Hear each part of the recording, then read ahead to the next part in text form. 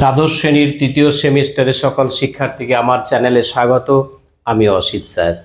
আজকে তোমাদের শুরু করব এডুকেশন বিষয়ের প্রথম অধ্যায় অর্থাৎ ইউনিট 1-এর একটা বিষয়, যেটা হচ্ছে স্বাধীন ভারতের শিক্ষা কমিশন। আমরা স্বাধীন ভারতের শিক্ষা কমিশন, যা হচ্ছে স্বাধীনতার পরবর্তী এই শিক্ষা কমিশনগুলো, কি কি ছিল কমিশনগুলো, সেগুলো সম্পর্কে আমরা জানব। প্রথম আজকে যেটা তোমাদের আলোচনা করব সেটা হচ্ছে কি না, বিশ্ববিদ্যালয় শিক্ষা কমিশন, যা গঠিত হয়েছিল 1948 থেকে 1949 খ্রিস্টাব্দে। এখন এর পূর্বে আমরা পড়ে এলাম প্রাচীন ভারতীয় শিক্ষা ব্যবস্থা, মধ্যযুগীয় শিক্ষা ব্যবস্থা এবং স্বাধীনতার পূর্ববর্তী শিক্ষা ব্যবস্থা। এরপরে আমরা যেটা জানবো সেটা হচ্ছে স্বাধীনতার পরবর্তী যে শিক্ষা ব্যবস্থা, সেই শিক্ষা ব্যবস্থার বিভিন্ন যে কমিশনগুলো গঠিত হয়েছিল সেই কমিশন সম্পর্কে আমরা কিন্তু জানবো। কিন্তু কথা হলো যে এই কমিশনগুলো তৈরি হলো কেন, কি উদ্দেশ্যে এগুলো তৈরি হলো, এগুলোরই ইতিহাস কিন্তু আমরা জানবো। বোঝা গেছে? তাহলে শুরু করা যাক। না, এই ভারতবর্ষ 1947 সালে 15ই আগস্ট স্বাধীনতা লাভ করে, এটা আমাদের সকলের জানা, এটা আমাদের গর্বের সেই দিন। কিন্তু 1947 সালে 15 আগস্ট স্বাধীনতার পূর্বে প্রায় 200 বছর এই ভারতবর্ষ ঔপনিবেশিক শাসন এবং শোষণে, নির্যাতনে যেভাবে পার করে এসে তার নাগপাশ থেকে মুক্তি পেয়েছিল, তাতে ভারতবর্ষের যে চিত্রটা ছিল তাতে কিন্তু তাকে বলা যায় এক করুণ চিত্র। অর্থাৎ এই ইংরেজরা বা ইস্ট ইন্ডিয়া কোম্পানি যখন ভারতবর্ষ ছেড়ে চলে গেল, তখন নিঃস্ব করে দিয়ে গেল। তাহলে 1947-এর পরেই 1948 খ্রিস্টাব্দে ভারতবর্ষের যেসব রাজনৈতিক নেতৃত্ববর্গরা ছিলেন, যেসব শিক্ষাবিদরা ছিলেন, তারা ভেবেছিলেন যে ভারতবর্ষের একটি উচ্চ স্থান বা উচ্চাসন দিতে গেলে শিক্ষাকে কিন্তু ঢেলে সাজাতে হবে। এবং ব্রিটিশরা, আমরা জানি যে তারা যেসব শিক্ষা ব্যবস্থা গ্রহণ করেছিল, কিংবা পাশ্চাত্যের যে শিক্ষা ভারতবর্ষের বীজ বপন করেছিল মিশনারিরা, আমরা জানি যে প্রত্যক্ষভাবে না হলেও পরোক্ষভাবে ভারতবর্ষে তা কিন্তু একটা ফলপ্রসূ বা একটা ভালো ফল কিন্তু আমরা পেয়েছি।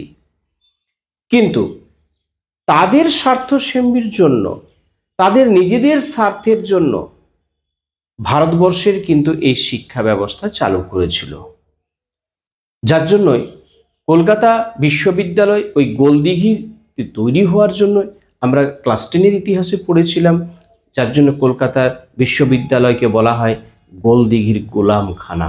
হ্যাঁ, এই গোলামি করার জন্যই কিন্তু এরা বিভিন্ন শিক্ষার যে পদক্ষেপগুলো, কমিশন এরা কিন্তু তৈরি করেছিল। এবং এদের ধারণা ছিল, এরা ভাবতো যে চিন্তায় না হোক, ধর্মে না হোক, ভারতীয়দেরকে আমাদের আদব কায়দাতেই এদেরকে যেন অর্ধেক সাহেব তৈরি করা যায়, তাহলে এরা আমাদের গোলামি করবে। তো আমরা এই ইতিহাস, অর্থাৎ করুণ ইতিহাস, ভারতের তো প্রগতির ইতিহাস নয়, 200 বছরের যে করুণ ইতিহাস, প্রায় কম বেশি আমরা প্রত্যেকেই জানি। তাহলে ঠিক স্বাধীনতার পরে 1947 খ্রিস্টাব্দের 15ই আগস্ট ভারতবর্ষ যখন স্বাধীন হলো, এরপরে 1948 খ্রিস্টাব্দে চিন্তাভাবনা করা হলো এবং একটা কমিশন তৈরি করা হলো, যে কমিশনটার নাম দেওয়া হলো কি বিশ্ববিদ্যালয় শিক্ষা কমিশন। এই বিশ্ববিদ্যালয় শিক্ষা কমিশনের যিনি দায়িত্ব পেলেন, অর্থাৎ যার আগ্রহ এবং চিন্তাভাবনা যিনি এগিয়ে এলেন, তিনি হলেন ডক্টর সর্বপল্লী রাধাকৃষ্ণন। হ্যাঁ, সেই ডক্টর সর্বপল্লী রাধাকৃষ্ণনের কথা বলছি, যেটা 5ই সেপ্টেম্বর আমরা শিক্ষক দিবস হিসেবে যার জন্মদিনকে পালন করে থাকি। বুঝতে পারছো? তিনি একাধারে ছিলেন রাজনীতিবিদ, একাধারে ছিলেন তিনি শিক্ষাবিদ এবং নিজে শিক্ষকতা করতেন। সারাটা জীবন তিনি মানুষের সেবায় নিজেকে উৎসর্গকৃত করেছিলেন। এই মানুষটি, যিনি হলেন বিশ্ববিদ্যালয় শিক্ষা কমিশনের সভাপতি, এবং এনার তত্ত্বাবধানে এবং সভাপতিত্বে এই বিশ্ববিদ্যালয় শিক্ষা কমিশন তৈরি হয়েছিল বলেই এই শিক্ষা কমিশনের আরেক নাম রাধাকৃষ্ণন কমিশন। বোঝা গেছে?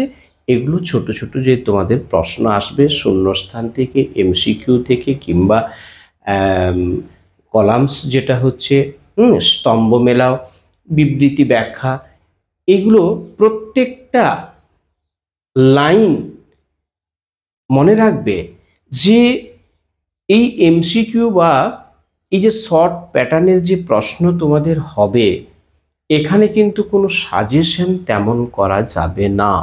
তোমাকে একটা পাঠ্য বই কিন্তু নিতেই হচ্ছে, এবং আমি বা আমরা যারা তোমাদেরকে এই বিষয়গুলোকে জানান দিচ্ছি, সেটা হচ্ছে তোমার ধারণাটাকে তৈরি করা বা একটা কনসেপ্ট তৈরি করা, এবং তার ভিত্তিতেই কিন্তু তোমাকে বই খুঁটিয়ে খুঁটিয়ে কিন্তু পড়তে হবে। কারণ কোনখান থেকে কিভাবে প্রশ্ন তুলে দেবে, হাজার হাজার প্রশ্ন মুখস্থ করার থেকে অধ্যায় ভিত্তিক যে বিষয়গুলো থাকবে, সেই বিষয়গুলোকে আমার মনে হয় ঠিকঠাক করে পড়ে নিতে পারলে তুমি নিজে নিজেই কিন্তু প্রশ্নগুলোকে তৈরি করতে পারবে। ঠিক আছে? বেশি কথা নয়, এগিয়ে যাই একটু একটু করে। তাহলে আমরা কি বললাম, যে ডক্টর সর্বপল্লী রাধাকৃষ্ণনের সভাপতিত্বে কমিশন তৈরি হলো এবং 10 জন সদস্যকে নিয়ে এই কমিটিটা তৈরি করা হলো। এই 10 জন কমিটির মধ্যে 7 জন রইলেন ভারতীয় সদস্য এবং 3 জন থাকলেন বিদেশি সদস্য। এসো জেনে নিই কারা কারা ছিলেন। আমি এখানে একটা ছকের মতো করে তোমাদেরকে দেখিয়েছি, এবং যে যে বিষয়গুলো অর্থাৎ অধ্যায়ের যে এককগুলো আছে এবং উপ এককগুলো তোমাদেরকে পড়তে হবে, সেই উপ এককগুলো ধরে ধরে আমি কিন্তু আলোচনা করব। তোমরা মূল বিষয়টা হচ্ছে কি, এই যে বিশ্ববিদ্যালয় শিক্ষা কমিশন গঠন করা হয়েছিল, এর উদ্দেশ্য কি ছিল, এর সুপারিশ, মূল মূল সুপারিশগুলো কি ছিল, পাঠ্যক্রম কি ছিল, শিক্ষক কেমন ছিলেন, বিভিন্ন যে ব্যবস্থাপনাগুলোর কথা বলা হয়েছে সুপারিশে, সেই বিষয়গুলোকে কিন্তু তোমাকে মনে রাখতে হবে এবং ধারণা তৈরি করতে হবে। বাস, আর কিচ্ছু না। ঠিক আছে? তাহলে প্রথমে বলি, যে 10 জন নিয়ে শিক্ষা কমিটি তৈরি করা হলো, অর্থাৎ বিশ্ববিদ্যালয় শিক্ষা কমিশন তৈরি করা হলো, সেই 10 জন সদস্যদের মধ্যে 7 জন সদস্য ছিলেন ভারতীয় সদস্য। এদের মধ্যে প্রথম হলেন ডক্টর সর্বপল্লী রাধাকৃষ্ণন, যিনি ছিলেন সভাপতি, এবং দ্বিতীয় হচ্ছেন ডক্টর নির্মল কুমার সিদ্ধান্ত, তিনি হলেন সম্পাদক। বাকি আর যে 5 জন, এই 5 জন ছিলেন সদস্য। আমি নামগুলো তোমাদের বলছি।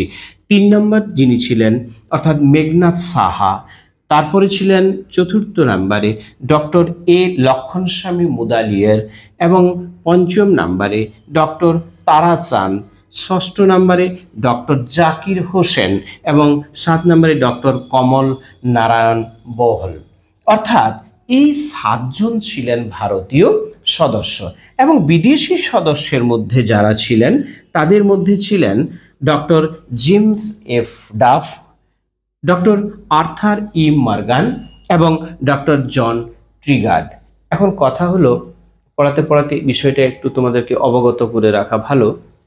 দেখো, এখান থেকে এই যে 10 জন সদস্য, এইখানের 10 জনের নাম তুমি যদি মনে রাখতে পারো, এবং শুধু 2 জন, একজন হচ্ছেন ডক্টর সর্বপল্লী রাধাকৃষ্ণন, যিনি সভাপতি, এবং সম্পাদক যিনি ছিলেন ডক্টর নির্মল কুমার সিদ্ধান্ত, এইটুকু মনে রাখবে। আর 10টি নাম মনে রাখলে এখান থেকে হতে পারে 10টা প্রশ্ন প্লাস। অর্থাৎ দেখো, বিভিন্নভাবে কিন্তু অপশান দিয়ে তোমাকে 10টা প্রশ্ন করতেই পারে। দ্বিতীয়ত হচ্ছে বলল বিশ্ববিদ্যালয় শিক্ষা কমিশনের সভাপতি কে ছিলেন। ঠিক আছে, এখানে চারটে অপশান এখান থেকে হয়তো দিয়ে দিল। তাহলে তোমাকে মনে রাখতে হচ্ছে যে সভাপতি ছিলেন ডক্টর সর্বপল্লী রাধাকৃষ্ণন। আর তোমাদের বিশেষত গুলিয়ে যায় কোনটা, এই সভাপতি এবং সম্পাদক, এই দুটোর মধ্যে গুলিয়ে ফেলো, তখন উল্টো পাল্টা কিন্তু অ্যান্সার করে দাও। মনে রাখবে ইনি হচ্ছেন সভাপতি, ইনি হচ্ছেন সম্পাদক ডক্টর নির্মল কুমার সিদ্ধান্ত। তাহলে এখান থেকে দুটো প্রশ্ন হয়ে গেল। এবং সদস্য, ভারতীয় সদস্যদের ধরো বললেন যে বিশ্ববিদ্যালয় শিক্ষা কমিশনের ভারতীয় সদস্য ছিলেন ডক্টর এ লক্ষণ স্বামী মুদালিয়ার, আর 3টে নাম কিন্তু এখানে থাকলো না। তাহলে তোমাকে মনে রাখতে হচ্ছে, এই জন্যই বলছি যে 10টা নামই তোমাকে মনে রাখতে হবে। এখান থেকে বিভিন্নভাবে ঘুরিয়ে টুরিয়ে প্রশ্ন হতে পারে। তাছাড়া সভাপতি এবং সম্পাদক এই বিষয়টা, তাছাড়া বিদেশি 3 জনের মধ্য থেকেও কিন্তু প্রশ্ন হতে পারে। তাই বইটিকে তোমাকে কিন্তু খুঁটিয়ে খুঁটিয়ে পড়তে হবে এবং দরকারে খাতাতে তোমাকে কিন্তু এগুলোকে তুলে রাখতে হবে। তাহলে হবে কি, আর মুখস্থ করতে হবে না হাজার হাজার প্রশ্ন বা শয়ে শয়ে প্রশ্ন। বোঝা যাচ্ছে কি বলছি? তাহলে এই গেল আমাদের বিশ্ববিদ্যালয় শিক্ষা কমিশনের যে কমিটি তৈরি করা হয়েছিল কমিশনের, তো এর মধ্যে ভারতীয় সদস্য 7জন এবং বিদেশি সদস্য ছিল 3 জন। হয়ে গেল। এরপরে বলা হচ্ছে কি না, এই যে কমিশন তৈরি করা হলো, এই কমিশনে 1948 খ্রিস্টাব্দে 5ই নভেম্বর 10 জনকে নিয়ে তৈরি করা হলো এই কমিটি। এরপরে তাহলে 1948 খ্রিস্টাব্দের 5ই নভেম্বর 10 জন এর কমিটি তৈরি করে এই বিশ্ববিদ্যালয়ের যে বিভিন্ন স্তর, সেই স্তরের পর্যালোচনা করে 1949 খ্রিস্টাব্দের আগস্ট মাসে কি করা হলো, 207টি সুপারিশ সংবলিত করে 747 পৃষ্ঠার একটা প্রতিবেদন সরকারকে পেশ করা হলো। এবং এই বিশ্ববিদ্যালয় শিক্ষা কমিশন 1948 থেকে 49 এর মধ্যে কিন্তু তৈরি হলো। এখন কথা হলো, এই বিশ্ববিদ্যালয় শিক্ষা কমিশনের উদ্দেশ্য কি ছিল। আমরা উদ্দেশ্য বা সুপারিশগুলো নিয়ে আলোচনা করব। 207টি সুপারিশের কথা বলা হয়েছে। আমরা বেশ কয়েকটা সুপারিশ যেগুলো খুবই গুরুত্বপূর্ণ, এইরকম বেশ কয়েকটা সুপারিশ নিয়ে আমরা আলোচনা করব। তাহলে এখানে দেখো, প্রথমে অনেকগুলো আছে। উচ্চ শিক্ষার লক্ষ্য, শিক্ষার কাঠামো, শিক্ষার মাধ্যম, ধর্মীয় শিক্ষা, পরিচালন ব্যবস্থা, গ্রামীণ বিশ্ববিদ্যালয়, এইভাবে যে বিভিন্ন সুপারিশ করা হয়েছিল, তার মধ্য থেকেও পাট করে সে বিষয়গুলোকে বিস্তারিত আলোচনা করা হয়েছে। তাহলে যেমন ধরো উচ্চ শিক্ষার লক্ষ্যটা কি হবে, এগুলো যখন বড় প্রশ্ন হতো তখন এটা 5 কিংবা 10 প্রশ্ন হতেই পারতো, কিন্তু যেহেতু আমাদের তো 3rd সেমিস্টারের সমস্ত ছোট প্রশ্ন, ফলে এখান থেকে তোমাকেও মনে রাখতে হবে অনেক অনেক তথ্য। তাই উচ্চশিক্ষার লক্ষ্য কি হবে না, বিশ্ববিদ্যালয় শিক্ষা কমিশনই তো হচ্ছে, বিশ্ববিদ্যালয় তো হচ্ছে উচ্চশিক্ষা, এবং ভারতের এটাই প্রথম কিন্তু কমিশন। নবভারত গঠন। কেন বলছি নবভারত গঠন না, ভারতবর্ষ যখন দাসত্ব করেছে, 200 বছর গোলামি করেছে, তখন এই ঔপনিবেশিক শাসকরা ভারতবর্ষকে নিগুড়ে শেষ করে দিয়েছে।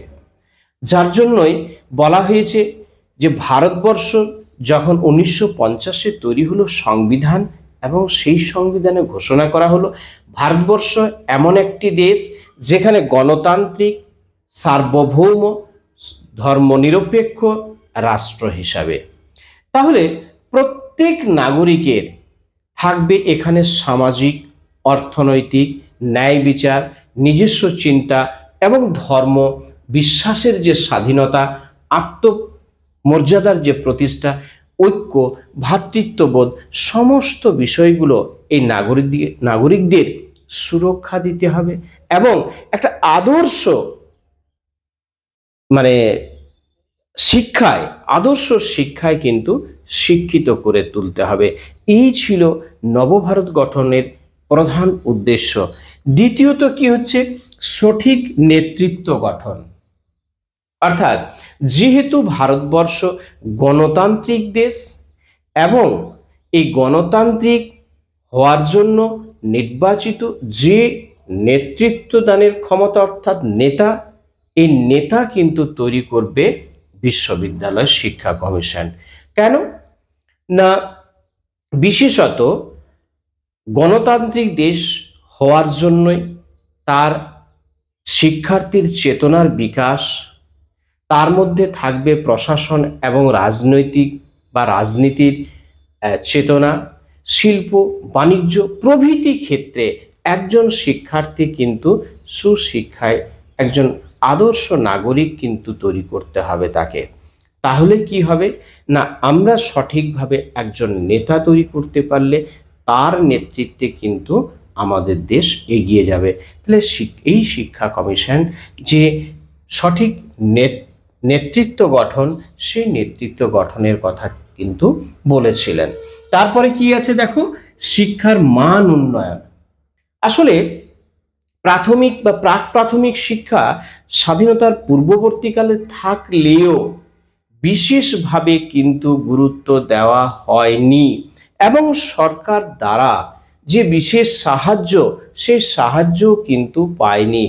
কিছু কিছু শিক্ষা কেন্দ্রগুলো ছিল যেগুলো কিন্তু ছিল প্রাইভেট, অর্থাৎ বেসরকারি বিদ্যালয় যেগুলো ছিল সেগুলো কিন্ডারগার্টেন, মন্তেশ্বরী এই আদলে বেশ কিছু কিছু বিদ্যালয় ছিল যা কিন্তু কাঠামো অনুযায়ী ছিল না।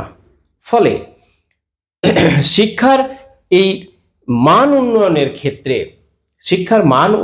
ক্ষেত্রে এই শিক্ষা কমিশন ভেবেছিলেন ক্ষেত্রে সে যোগ্য হয়ে উঠবে এবং দক্ষতার মধ্যে প্রতিটি বিষয়ে অর্থাৎ তার প্রতিনিধিত্ব, সে প্রত্যেকটা বিষয়ে সে প্রতিনিধিত্ব করতে পারবে। বোঝা গেছে? তাহলে এখানে সাহিত্য বলো, বিজ্ঞান বলো, কলা বলো, চারুশিল্প বলো, বিভিন্ন ক্ষেত্রে একজন শিক্ষার্থী কিন্তু সঠিক শিক্ষায় তৈরি হতে পারবে, যেটাই হবে শিক্ষার মানদণ্ড অর্থাৎ উন্নয়নের মানদণ্ড। এইখানে শিক্ষার মান উন্নয়নের কথা বলা হয়েছে। তেমনি ধর্ম এবং নীতি শিক্ষা, যেহেতু আমাদের দেশ অর্থাৎ ভারতবর্ষ ধর্ম নিরপেক্ষ দেশ, ভারতবর্ষের জাতির ক্ষেত্রেও দেখেছি আমরা বিভিন্ন বৈচিত্র্য, কিন্তু এই বৈচিত্র্যপূর্ণ দেশে আমাদের যেহেতু ধর্ম নিরপেক্ষ, প্রত্যেকের ধর্মকে শ্রদ্ধা জ্ঞাপন করতে হবে, যার কথা বলা হয়েছে, এবং সৌভ্রাতৃত্ব বোধের সঙ্গে কিন্তু আমরা একত্রিতভাবে বসবাস করতে পারবো। সেখানে ধর্মের কথা কি বলেছে? না, সেই ধর্মের কথা বলেনি যেখানে এক জাতির সঙ্গে আরেক জাতির হানাহানি বিদ্বেষের কথা বলেননি। বলেছেন যে ধর্ম বর্ণ নির্বিশেষে এই বিশ্ববিদ্যালয় শিক্ষা কমিশনের অর্থাৎ এই শিক্ষাতে যারা শিক্ষা গ্রহণ করবে তাদের প্রত্যেক কি হতে হবে? উন্নত মানসিক সম্পন্ন। অর্থাৎ এই বিশ্ববিদ্যালয়ে যখন তারা দৈনন্দিন কোনো কাজকর্ম শুরু করবে তখন তারা যেন কিছুক্ষণের জন্য অর্থাৎ শিক্ষার্থীরা কিছুক্ষণের জন্য নীরব ধ্যান করে এবং তাদের যে ডিগ্রি কোর্স, এই ডিগ্রি কোর্সের মধ্যে তৃতীয় বর্ষের অর্থাৎ প্রথম বর্ষ, দ্বিতীয় বর্ষ এবং তৃতীয় বর্ষের এই ডিগ্রি কোর্সের মধ্যে প্রথম বর্ষ তাদেরকে জানতে হবে আমাদের ভারতবর্ষের যে শ্রেষ্ঠ ধর্ম গুরুরা রয়েছেন তাদের জীবনী সম্পর্কে আলোচনা করবে, তারা সেটাকে জানবে। দ্বিতীয় বর্ষে জানবে পৃথিবীর যে বিভিন্ন ধর্মগ্রন্থগুলো আছে, বাইবেল, বিভিন্ন যা আছে সেই বিষয়গুলোকে তারা জানবে। এবং তৃতীয় বর্ষে কি করবে? এই যে ধর্মতত্ত্ব, এই ধর্মতত্ত্বের যে মূল সমস্যা, এই সমস্যাগুলোকে নিয়ে তারা কিন্তু আলোচনা করবে। এই ছিল কিন্তু আমাদের আরেকটা টপিক, ধর্ম এবং নীতি শিক্ষা বিষয়ক। বোঝা গেছে? তাহলে এইভাবে আমাদের রয়েছে গবেষণার ব্যবস্থা, জাতীয় সংহতি, প্রাকৃতিক ও মানব সম্পদের যথাযথ ব্যবহার, সমান অধিকার প্রতিষ্ঠা। এগুলো বইয়ে তোমাদের প্রত্যেকটা পয়েন্ট করে করে দেওয়া আছে। আমি কয়েকটা পয়েন্ট নিয়ে আলোচনা করলাম। এরপর তুমি কিন্তু ওইগুলোকে একটু একটু পড়বে এবং সেই কনসেপ্টটাকে ক্লিয়ার করার চেষ্টা করবে। এরপরে আমরা যেটা আলোচনা করব, শিক্ষার কাঠামো। দেখো, এই শিক্ষার কাঠামো, এই কাঠামোতে কি বলা হয়েছে? বলা হয়েছে যে কলা বিভাগ অর্থাৎ আর্টস এবং সায়েন্স, এই দুটো বিভাগেই কিন্তু স্নাতক অর্থাৎ যেটা বিএ কিংবা বিএসসি কিংবা বিকম, যেটা এই স্নাতক স্তরে পাস কোর্স থাকবে 2 বছরের এবং অনার্সটা থাকবে কিন্তু 3 বছরের। যারা পাস কোর্সে থাকবে তাদেরকে 2 বছরের কোর্স করতে হবে এবং যাদের অনার্স থাকবে তাদেরকে করতে হবে 3 বছরের কোর্স। এছাড়া স্নাতকোত্তর অর্থাৎ যেটাকে আমরা বলছি কলা বিভাগে এমএ, এবং এই ক্ষেত্রে স্নাতকোত্তরে পাস কোর্সটা থাকবে 2 বছর এবং অনার্সটা হবে কিন্তু 1 বছরের। অর্থাৎ যারা এই অনার্সটা করছে তাদের জন্য 1 বছর এবং পাস কোর্স যারা করছে তাদের জন্য থাকবে কিন্তু 2 বছর। এবং পিএইচডি যেটা আছে, গবেষণার যে কাজটা, এটা থাকছে 2 বছরের জন্য। এইটি ছিল বিশ্ববিদ্যালয় শিক্ষা কমিশনের উচ্চ শিক্ষার ক্ষেত্রে এই তোমার শিক্ষার কাঠামো। এবং শিক্ষার মাধ্যম হিসেবে কি বলা হয়েছে? শিক্ষার মাধ্যম সম্পর্কে বলা হয়েছে যে প্রথমত ত্রিভাষা, 3টি ভাষার কথা বলা হয়েছে। দেখবে এটা থেকে প্রশ্ন হবে তোমাদের। সেই ত্রিভাষার সূত্রটি বা ত্রিভাষা যেটা হলো, সেটা প্রথম হচ্ছে আঞ্চলিক ভাষা প্রথম বা মাতৃভাষা। তাহলে যে যার অঞ্চলে, বিভিন্ন রাজ্যে তার অঞ্চলে যেটি তার মাতৃভাষা, সেই মাতৃভাষাটা কিন্তু থাকবে প্রথম। এবং দ্বিতীয় হচ্ছে রাষ্ট্রভাষা, রাষ্ট্রীয় ভাষা যেটা হচ্ছে হিন্দি, তাহলে হিন্দিকে থাকতে হবে। এবং তৃতীয়ত হচ্ছে ইংরেজি ভাষা। এই ত্রিভাষার সূত্র অর্থাৎ 3টি ভাষার কথা কিন্তু এখানে বলা হয়েছে। এরপরে ধর্মীয় শিক্ষা। ধর্মীয় শিক্ষা তো আমরা এখানে জাতীয় এই তোমার ধর্ম এবং নীতি শিক্ষা সম্পর্কে যেটা বললাম, প্রায় এটাই থাকছে ধর্মীয় শিক্ষার ক্ষেত্রে, ঠিক আছে। কিন্তু স্বচ্ছতা কোনোটাতেই ছিল না, একটা যেন বিমূর্ত বিষয় কিন্তু এই ধর্ম বিষয়ে থেকে গেছে, যেটা আমরা সীমাবদ্ধতার জায়গাতে কিন্তু একটু আলোচনা করব এই ধর্মীয় শিক্ষার ক্ষেত্রটা। তারপরে তুমি দেখো পরিচালন ব্যবস্থা। হ্যাঁ, এই পরিচালন ব্যবস্থার কথা বলতে গেলে বলতে হয় যে কমিশন তার বিশ্ববিদ্যালয় যে কাঠামো কীরূপ হবে সেই বিষয়ে কিছু সুপারিশ করেছিলেন, যেগুলো তার সেই সুপারিশগুলোর ওপরে অর্থাৎ একটি কমিটি তৈরি করেছিলেন, পরিচালন কমিটি। এই পরিচালন কমিটিতে কারা কারা থাকছেন, কে কে থাকছেন? অর্থাৎ এখানে পরিদর্শক থাকছেন, আচার্য থাকছেন, উপাচার্য, সিলেট, সিন্ডিকেট এবং একাডেমিক কাউন্সিল, হ্যাঁ, ফ্যাকাল্টিজ, বোর্ড অফ স্টাডিজ, অর্থ কমিটি এবং নির্বাচন কমিটি। এরা থাকছে পরিচালনা ব্যবস্থার মধ্যে এবং এদের ওপরে কিন্তু একটা স্বাধীন অধিকার দেওয়া হয়েছিল, স্বতন্ত্র অধিকার দেওয়া হয়েছিল চালানোর ক্ষেত্রে। এরপরে যেটা আমরা আলোচনা করব যে বিশ্ববিদ্যালয় শিক্ষা কমিশনের আরেকটা অন্যতম বা প্রধান বলতে পারো যে সুপারিশের ক্ষেত্রে, সেটা ছিল কিন্তু এই গ্রামীণ বিশ্ববিদ্যালয়। এই গ্রামীণ বিশ্ববিদ্যালয় এই যে ধারণাটা, এটা তোমাদেরকে একটু বলি। প্রথমে বলছি, ভারতবর্ষ থেকে ব্রিটিশরা চলে যাওয়ার পরে ভারতবর্ষের কয়েকটা শহর বাদ দিয়ে ইউনিভার্সিটি যেটা হচ্ছে বিশ্ববিদ্যালয়, এগুলো কিন্তু বিশেষ ছিল না। এবং যে কটি শহরের মধ্যে এগুলো ছিল, এই কমিটি সিদ্ধান্ত নিয়েছিল এবং কমিটি উপলব্ধি করতে পেরেছিল যেহেতু শহরাঞ্চলে এই বিশ্ববিদ্যালয়গুলো ছিল এবং গ্রামের যে ছেলেমেয়েরা, এই গ্রামের ছেলেমেয়েরা বিভিন্নভাবে কিন্তু উচ্চ শিক্ষার ক্ষেত্র থেকে বঞ্চিত হচ্ছিল। ফলে তাদের চিন্তা ভাবনা হলো যে গ্রাম, কারণ কি ভারতবর্ষ একটা কৃষি প্রধান দেশ, যেখানে কৃষি থেকে আরম্ভ করে বিভিন্ন যে শিল্প, সমস্ত কিছুর কিন্তু উন্নয়ন সম্ভব গ্রামীণ যদি এই কৃষিকাজ, শিল্প এবং বিভিন্ন ধরনের যে কারুকার্যগুলো আছে, এগুলোর যদি উন্নতি সাধন ঘটানো না যায়, তাহলে কিন্তু ভারতবর্ষকে উন্নত স্থানে পৌঁছানো কিন্তু বা ভারতবর্ষকে কিন্তু উন্নত করা সম্ভব হবে না। তাই শিক্ষার দিকটা যখনই চিন্তা ভাবনা করলেন, তখন চিন্তা ভাবনা করলেন যে গ্রামে কিন্তু বিশ্ববিদ্যালয় তৈরি করতে হবে। কিন্তু যেমন শহরাঞ্চলের অর্থাৎ যেসব বিশ্ববিদ্যালয়গুলো ছিল, তার যে বিশেষ বিশেষ পঠন পাঠনের যে ক্ষেত্রগুলো, সেগুলো ছিল কিন্তু আলাদা। যেমন ওখানে শিল্প সম্বন্ধে ছিল, এখানে গ্রামীণ বিশ্ববিদ্যালয়ের কথা যেখানে বলা হলো, এখানে বলা হলো কি না, গ্রামকে কেন্দ্র করেই যেমন কৃষিকাজ, এই কৃষিকাজ এর উন্নতি করা, পশুপালন, এই পশুপালনের দিকটাকে, অর্থাৎ গ্রামে যে সব ছোট ছোট যে কুটির শিল্প, সেগুলোর উপরে নির্ভর করে, তাহলে এইগুলোর উন্নয়নের জন্য কিন্তু এরা চিন্তা ভাবনা করলো।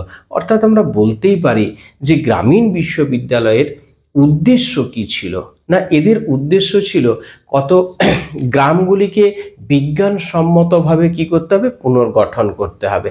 তারপরে গ্রামীণ যে কৃষি, গ্রামীণ শিল্প, বাণিজ্য এবং পশুপালন, বিভিন্ন দিকগুলো কিন্তু পুনঃপ্রতিষ্ঠা করতে হবে। এছাড়াও গ্রামের যে দরিদ্র মেধাবী শিক্ষার্থীরা যারা ছিল, যারা তারা যেন গ্রামেই কিন্তু এই উচ্চশিক্ষার সুযোগ পায়, তার ব্যবস্থা করতে হবে। এবং গ্রামীণ শিক্ষা ও সংস্কৃতির যে মান, সেই মানকে আরও উন্নততর করতে হবে। আরও আছে উদ্দেশ্যগুলো, আমি মোটামুটি 4টা উদ্দেশ্যর কথা বললাম, এগুলো মনে রাখবে। তোমার গ্রামীণ শিক্ষার পরিকল্পনা কি ছিল না, এখানে যে গ্রামীণ শিক্ষার পরিকল্পনাগুলো, এটাকে কয়েকটা ভাগে বা স্তরে ভাগ করা হয়েছিল। যেমন ধরো প্রাথমিক শিক্ষার ক্ষেত্রে বা বুনিয়াদী শিক্ষার ক্ষেত্রে, এই প্রাথমিক শিক্ষার ক্ষেত্রে সময়সীমাটা রাখা হয়েছিল 8 বছর, এবং এটার বয়সটা হবে 6 থেকে 14 বছর বয়স পর্যন্ত এখানে পড়াশোনা তারা করবে 8 বছরের মধ্যে। তারপরে ছিল ধরো মাধ্যমিক, তাহলে ওটা প্রাথমিক শিক্ষা গেল। এবার মাধ্যমিক শিক্ষা ছিল 3 থেকে 4 বছর, এবং এটার বয়স সীমা ছিল 15 থেকে 17 বছর পর্যন্ত। এরপরে কলেজীয় শিক্ষা, এই কলেজীয় শিক্ষা ছিল 3 বছরের, এই 3 বছরের বয়স সীমা থাকতো 18 থেকে 20 বছর পর্যন্ত। বোঝা যাচ্ছে? তাহলে প্রাথমিক শিক্ষা 8 বছরের, যেখানে 6 থেকে 14 বছর বয়সী, মাধ্যমিক শিক্ষা যেখানে বলা হয়েছে 3 থেকে 4 বছরের, যেটা 15 থেকে 17 বছর বয়স পর্যন্ত, এবং কলেজীয় যে শিক্ষাটা 3 বছরের শিক্ষা, সেটা 18 থেকে 20 বছর পর্যন্ত, এবং যেটা বিশ্ববিদ্যালয়ের শিক্ষা 2 বছরের, সেটা ছিল 21 থেকে 22 বছর পর্যন্ত। এই ছিল গ্রামীণ বিশ্ববিদ্যালয়ের পরিকল্পনা। ঠিক আছে? এই কমিশন একটা যে কমিটি ফরমেশন করেছিল, একটা কমিটি তৈরি করেছিল বলছিলাম যেটা, সেটা 1954 খ্রিস্টাব্দে অক্টোবর মাসে কিন্তু সেটা তৈরি করে। বিভিন্ন পর্যালোচনা করে এই কমিটি লক্ষ্য করেছিল যে প্রথমে এই গ্রামীণ বিশ্ববিদ্যালয়গুলোকে তৈরি না করে গ্রামীণ যে সংস্থাগুলো আছে, বিভিন্ন সংস্থা আছে, এখানে 14টা সংস্থার কথা বলা হয়েছে, এবং সেই সংস্থাগুলো দিয়েই গ্রামীণ বিশ্ববিদ্যালয়টা কিন্তু চালানোর পরিকল্পনা গ্রহণ করেছিল। বোঝা গেছে? তাহলে প্রথমে বিশ্ববিদ্যালয় তৈরি না করে নতুনভাবে এই যে গ্রামীণ যে বিভিন্ন সংস্থাগুলো ছিল, এই গ্রামীণ সংস্থাগুলো হচ্ছে 14টা থেকে 15টা গ্রামীণ সংস্থা ছিল, এগুলোকে নির্বাচন করে এখানেই কিন্তু বিশ্ববিদ্যালয় তৈরি করে প্রথমে পঠন পাঠন কিংবা পরীক্ষামূলক যে একটা ব্যবস্থা, সেই ব্যবস্থা কিন্তু তৈরি করেছিলেন এই কমিটি। এবং সেই সংস্থাগুলো কি কি, এগুলো প্রশ্ন হতে পারে। তাহলে দেখো, আমি এখানে লিখেছি 14টি গ্রামীণ সংস্থার কথা। এই 14টি গ্রামীণ সংস্থা ছিল শ্রীনিকেতন, এটা পশ্চিমবঙ্গে আমাদের শ্রীনিকেতন, এবং উদয়পুর রাজস্থান, অমরাবতী মহারাষ্ট্র, ওয়ার্ধা এটাও মহারাষ্ট্র, এবং ইন্দোর যেটা মধ্যপ্রদেশ, এবং গান্ধীগ্রাম এটা তামিলনাড়ু, জামিয়ানগর দিল্লি, হনুমানমাথি কর্ণাটক, থাভানোর এটা কেরালা, সানুসারা এটা গুজরাট, বিরৌলি এটা বিহার, বীজপুর উত্তরপ্রদেশ, কোয়েম্বাটোর তামিলনাড়ু, এবং গারগতি মহারাষ্ট্র। এই হচ্ছে 14টা, যাকে গ্রামীণ যে সংস্থা, এই গ্রামীণ সংস্থাগুলোকে নির্বাচন করে পরীক্ষামূলকভাবে এই বিশ্ববিদ্যালয়গুলোকে কিন্তু চালানোর অনুমতি দেওয়া হয়। কিন্তু বিশেষ বিশেষ কিছু অসুবিধার জন্য কিন্তু এটা ফলপ্রসূ হয়নি। যাই হোক, এই গ্রামীণ বিশ্ববিদ্যালয় সম্পর্কে বেশ কিছু তথ্য জানা গেল। এরপরে আসি আমরা সেটা আরেকটা পয়েন্ট নিয়ে আলোচনা করব। সেটা হচ্ছে কি, যে এই বিশ্ববিদ্যালয় শিক্ষা কমিশনের মধ্যেও কিন্তু কিছু সীমাবদ্ধতা কিন্তু লক্ষ্য করা গেছে। আমরা দেখেছি যে এই বিশ্ববিদ্যালয় গঠনের ক্ষেত্রে যে ইতিবাচক অনেক দিক থাকলেও বেশ কয়েকটি নেতিবাচক দিক কিন্তু লক্ষ্য করা গেছে। সেগুলো কি কি? ধরো, কমিশন যে ধর্ম এবং নৈতিক শিক্ষার কথা বলেছিলেন বা সুপারিশ করেছিলেন, এটা কিন্তু অস্পষ্ট ছিল বা বিমূর্ত ছিল, পরিষ্কারভাবে কিন্তু কিছু বলা ছিল না। এরপরে যদি আরও বলি যে এর সীমাবদ্ধতা কী ছিল, তাহলে বলতে পারি যে গ্রামীণ যে বিশ্ববিদ্যালয়গুলো তৈরি করার কথা বলা হয়েছিল, সেখানে গ্রামের বিশ্ববিদ্যালয়গুলো তৈরি করা মানে নির্বাচনের ক্ষেত্রে সেটা বেশিরভাগটাই কিন্তু শহর কেন্দ্রিক নির্বাচন বা শহরে কিন্তু নির্বাচন করা হয়েছিল। তৃতীয়ত যদি আমরা বলি, তাহলে এই যে ভাষা, ত্রিভাষার কথা বলা হয়েছে, এই ভাষার সুনির্দিষ্ট নির্দেশ কিন্তু ছিল না, তাই আজও কিন্তু এই সমস্যা থেকে গেছে। তাহলে বোঝা যাচ্ছে যে এই বিশ্ববিদ্যালয় শিক্ষা কমিশন উচ্চ শিক্ষার ক্ষেত্রে প্রথম ভারতীয় এক শিক্ষা কমিশন, যা আমাদের শিক্ষাকে ত্বরান্বিত করেছে। কিছু হয়তো সীমাবদ্ধতা বা ত্রুটি থেকেছে, এর পরেও কিন্তু অন্যান্য শিক্ষা কমিশনগুলো কিন্তু তৈরি হয়েছিল। বোঝা গেছে? তাহলে ক্লাস কেমন লাগলো তোমরা জানাবে, এবং যদি ভালো লেগে থাকে তাহলে একটা লাইক করবে। আর যদি আজকে আমার এই চ্যানেলে তুমি প্রথম হও, তাহলে ভালো লাগলে সাবস্ক্রাইব করে রাখবে পরবর্তী ভিডিওগুলো পাওয়ার জন্য।